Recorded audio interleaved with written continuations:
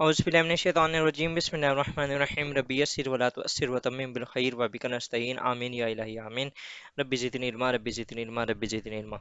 नाज़रीन, आज हम यूएस के प्रेसिडेंट्स को ही फर्दर कंटिन्यू करते हुए आज हम यूएस का जो थर्ड प्रेसिडेंट थे थॉमस जेफरसन, इनके बारे में हम डिस्कस करेंगे। ये बहुत ज़्यादा आने वाला क्वेश्चन है और ये पहले भी आता रहा है। 2001 के अंदर आया, 2004 के अंदर आया, 2009 के अंदर आया। 2021 से अगर 2023 तक देखें या 2020 से 2023 तक देखें तो आपको मल्टीपल जगहों पे थॉमस जेफरसन के बारे में आइदर वन वे और द अदर वे आपको क्वेश्चन वहाँ पर वो पूछते हैं। ख़ास तौर पे कंपैरिजन पूछते हैं जैक्सोनियनिज्म और जेफरसनियनिज्म। जेफरसन की जो डेमोक्रेसी थी और जो जैक्सन की डेमोक्रेसी थी, उनके दरमियान डिफरेंस के बारे में देखते हैं। इसको भी हम फर्दर इंशाल्लाह ताला देखेंगे। तो क्वेश्चन को स्टार्ट करते हैं। इनका एक कोट था कि my presidency is the second American revolution. ये इस वजह से इन्होंने कहा था क्योंकि इसके दौर में जो लुजियाना था वो इन्हें मिली थी और वो जो जगह थी उसकी वजह से जो अमेरिका की उस टाइम जो लोकेशन थी वो डबल हो गई थी, ये भी कहा जाता है। और दूसरा, इनके दौर में एग्रीकल्चर के ऊपर बहुत ज़्यादा काम हुआ था। तो स्टार्ट करते हैं, इनके बारे में थोड़ा सा देखते हैं। थॉमस जेफरसन ये 1743 के अंदर पैदा हुए वर्जीनिया के अंदर। उसके अलावा सपोर्ट किया इन्होंने यूएस के रेवोल्यूशन को। He was the only one who drafted He was the one who drafted independence regulation, and in 1789 he appointed as the first Secretary of State. He owned University of Virginia in 1825. उसके बाद जी anti federalist थे, public official थे, historian थे, philosopher थे और idealistic थे। Further अगर हम देखें तो इलेक्शन जो था इनके टाइम वो बड़ा कंट्रोवर्शियल रहा। ये लिखा गया है कि 30 टाइम्स इनका हाउस ऑफ रिप्रेजेंटेटिव के अंदर इलेक्शन हुआ, लेकिन जो एब्सोल्यूट मेजोरिटी थी, जिस तरह हमने पहले कॉन्स्टिट्यूशन के अंदर पढ़ा है, तो वो जो थी वो ना मिली। फिर क्या हुआ, अलेक्जेंडर हैमिल्टन ने convinced to vote for the Thomas Jefferson और फिर ये जो थे प्रेसिडेंट बन गए। ठीक है, इनकी जो पॉलिसीज थी अगर आप देखें तो ओवरऑल स्मॉल कैबिनेट रही। ठीक है, he was against the strong federation. उसके बाद ये इकोनॉमिक पॉलिसीज के अंदर इन्होंने गवर्नमेंट के रिलेटेड जो मेक फ्रेंडली बजट, इन्होंने जो बजट था वो अवाम के फलाह बहबूद के लिए, मतलब कि ज़्यादातर जो सोशलिस्ट किस्म का जो इनका बजट होता था, इन्होंने टैक्सेस जो थे वो कम किए। उसके अलावा हैमिल्टन प्लान जो था वो उन्होंने टैक्सेस ज़्यादा किए थे वाशिंगटन के दौर में। उसकी रीज़न क्या थी कि उस टाइम उनके पास पैसा नहीं था। तो अब कुछ जो यूएस था वो स्टेबल होने वाली कंडीशन में था, तो इस वजह से इन्होंने जो अवाम को मद्देनजर रखते हुए अपना बजट तरतीब दिया था। एसेट फेयर इकोनॉमी ये क्या होती है जी? ये ऐसी इकोनॉमी होती है जिसके अंदर स्टेट का कोई रोल नहीं होता। ठीक है, या स्टेट जो है वो इकोनॉमी को फील फ्री कर देती है कि वहाँ पर वो जिस तरीके से अपने जो हालात हैं उसको रखें, वो रख सकते हैं, उनके ऊपर गवर्नमेंट का कोई भी असर और रसूख नहीं होगा। तो ये इस किस्म का बंदा था कि इसने कहा कि नहीं, मैं जो मार्केट है उसके अंदर इंटरफेयर नहीं करता। He followed Adam Smith theory of economy and invisible hand. अब invisible hand and Adam theory की जो स्मिथ थी इसकी थ्योरी ये क्या थी? ये अगर आपने मेरा आईआर का लेक्चर लिया है इकोनॉमिक लिबरलिज्म वाला, तो उसके अंदर आपको ये प्रॉपर समझ आ गया होगा, क्योंकि मैंने उसके अंदर ये प्रॉपर डिस्कस किया हुआ है। यहाँ पर भी मैं थोड़ा सा ऐसे आपको बता दूं कि इनविजिबल हैंड ये होता है कि जो एडम स्मिथ थे उन्होंने ये कहा था कि आप अगर फॉर एग्जांपल प्रोडक्शन को इंक्रीज कर देते हैं, तो आप ज़्यादा से ज़्यादा जितनी ज़्यादा प्रोडक्शन इंक्रीज करेंगे उतना आपका जो रेट है वो कम हो जाएगा। अब रेट अगर कम होगा तो उससे क्या होगा, जो लोगों की कुव्वत खरीद है वो बढ़ेगी। जब वो बढ़ेगी तो वो ज़्यादा से ज़्यादा चीज़ें लेंगे। जब वो चीज़ें लेंगे तो ऑटोमेटिकली जो मार्केट है उसके अंदर वो जो प्रोडक्शन थी उसकी खपत ज़्यादा हो जाएगी, तो वो और ज़्यादा बढ़ेगा। इधर से ये जो थे इनकी जो कुव्वत खरीद है वो भी बढ़ती रहेगी। तो इससे क्या होगा कि मार्केट एक स्टेबल खुद ब खुद रहती है। इससे हर किसी को फ़ायदा होता है। गवर्नमेंट को फ़ायदा होता है, उनको टैक्सेस मिलते हैं।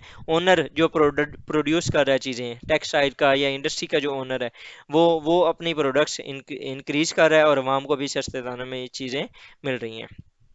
तो इसलिए वो कहता था कि जो इकॉनमी है वो ऑटोमेटिकली खुद ब खुद ही रेगुलेट हो जाती है, इसके अंदर स्टेट को कोई अपना रोल प्ले नहीं करना चाहिए। इसके बाद जी रिलीजियस टॉलरेंस के ऊपर इसका डिस्कशन था। He was secular in nature. उसके बाद the importance of common man, ये कहता था कि जो कॉमन मैन है उसको इसने बहुत ज़्यादा रिस्पेक्ट दी थी और ये उन लोगों के बारे में बहुत ज़्यादा कंसर्न था। लेकिन ये कॉमन मैन कौन था? White man, not black man और जो रेड इंडियंस थे। ये आपको पता ही है कि कितने ये रेसिस्ट किस्म के लोग थे। उसके बाद फर्दर अगर उनकी डोमेस्टिक पॉलिसी के बारे में बात करें तो सिविल राइट्स, जिस तरह मैंने आपको ऑलरेडी बताया कि वो कॉमन मैन के बारे में जब कंसर्न था तो वो क्या करता था, वो ज़्यादा से ज़्यादा जो सिविल राइट्स के बारे में डिस्कस करता था। बिल ऑफ राइट्स को उसने सपोर्ट किया था। ठीक है, minorities should have equal rights उसने कहा। एग्रेरियन सोसाइटी थी, उसने एग्रीकल्चर के ऊपर बहुत ज़्यादा काम किया। सेंट्रल बैंक का जो इशू था उसने जो थॉमस जेफरसन था इसने सेंट्रल बैंक को अपोज किया। ठीक है, लेकिन he was against paying debt. उसके बाद ये स्लेवरी के वो खिलाफ था, लेकिन उसके अपने भी 127 जो थे वो स्लेव्स थे। ठीक है, मोंटिसेलो प्लांटेशन के अंदर उसके अपने उसने स्लेव्स वगैरह रखे हुए थे जो कि काम करते थे। उसके बाद ये इमिग्रेशन पॉलिसी, जिस तरह मैंने पहले ही बताया था, एलियन एक्ट जो जॉन एडम ने बनाया था उसके अंदर उसने क्या किया था कि 5 साल से 14 साल उसकी एज का लिमिट कर दी थी। इसने अगेन उसको नॉर्मल कर दिया था और 14 साल से अगेन ये 5 साल कर दिया था। ठीक है, उसके बाद फर्दर अगर हम देखें तो मैनिफेस्ट डेस्टिनी के ऊपर इसका बहुत रोल था और इसी ही की वजह से जो यूएस था उसको जो लुजियाना मिली थी। अब लुजियाना का अगर मैं यहाँ पर मैप बना दूं तो मैं ट्राई करूंगा कि प्रॉपर बन जाए, लेकिन अगर कोई गलती हो गई हो तो माफ़ कर दीजिएगा। ये है आपका यूएस पुराना। ठीक है, और यहाँ पर कहीं था, ये सारा जो एरिया था ना, ये तकरीबन सारा लुधियाना या यहाँ तक है या यहाँ तक है, इसको एक बार ना आप देख लीजिएगा। बहरहाल मुझे लगता है कि ये यहाँ तक था और ये भी फिर with the passage of time तो ये बड़ा ही बड़ा, लेकिन ये जो एरिया था ना ये लुधियाना का था। मे बी ये भी साथ काउंट हो जाए। बहरहाल ये इतना एरिया था जिसकी वजह से ना ये लुधियाना इनको मिली थी, फ्रांस से इन्होंने ये ली थी और ये तकरीबन ली थी 15 मिलियन डॉलर के अंदर। ठीक है, उस टाइम। और इससे क्या हुआ था कि यूएस की जो आप देख लें कि इसका जो पहले रकबा था, उसका जो एरिया था वो ये था, ये 13 कॉलोनीज थी। उसके बाद जब ट्रीटी ऑफ पेरिस हुई तो ये यहाँ तक पहुँच गए और फिर जब वो फर्दर हुई तो फिर ये सारा एरिया भी इनको ही मिल गया। इसकी वजह से भी ये कहते हैं। और ये जो ट्रीटी हुई थी ये ट्रीटी थी ट्रीटी ऑफ सैन इल्डिफांसो। ठीक है, इसको भी आप एक बार देख लीजिएगा। उसके बाद फर्दर अगर हम देखें तो जो थॉमस जेफरसन का एरा था उसके अंदर कंट्रोडिक्शन अगर देखें, कंट्रोडिक्शन तो सबसे पहले मार्बरी वर्सेस मेडिसन केस था। ये एक लेंथी केस है, इसको हम फर्दर इंशाल्लाह ताला अपनी आने वाली वीडियोस के अंदर डिस्कस करेंगे, वरना आप एक बार इसको गूगल कर लीजिएगा। उसके बाद जी ये सपोर्टर था बिल ऑफ राइट्स का, लेकिन इसने क्या किया, वुमेन को हक देने में नहीं था। उसके अलावा नेटिव अमेरिकन को और जो ब्लैक्स थे उनके बारे में ये सेम नहीं सोचता था।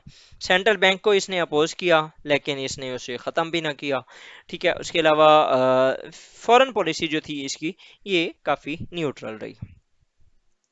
लिमिटेशंस अगर देखें तो उसने एग्रीकल्चर के ऊपर जो था वो ज़्यादा फोकस किया, हालांकि इंडस्ट्रियलाइजेशन के ऊपर फोकस करना चाहिए था जो कि उसने इग्नोर किया।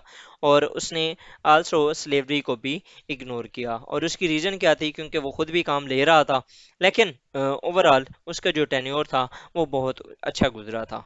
तो ये जॉन एफ कैनेडी ने भी कहा था, Thomas Jefferson was the most brilliant man ever occupied the American presidency. तो इसको आप किसी भी अपने क्वेश्चन के अंदर कोट कर सकते हैं। ये था हमारा आज का लेक्चर जिसके अंदर हमने थॉमस जेफरसन के बारे में देखा। इंशाल्लाह ताला फर्दर हम अपनी यही प्रेसिडेंट्स वाली जो सीरीज है इसको कंटिन्यू करते रहेंगे। सो स्टे ट्यून्ड एंड जी, थैंक यू, अल्लाह हाफिज़।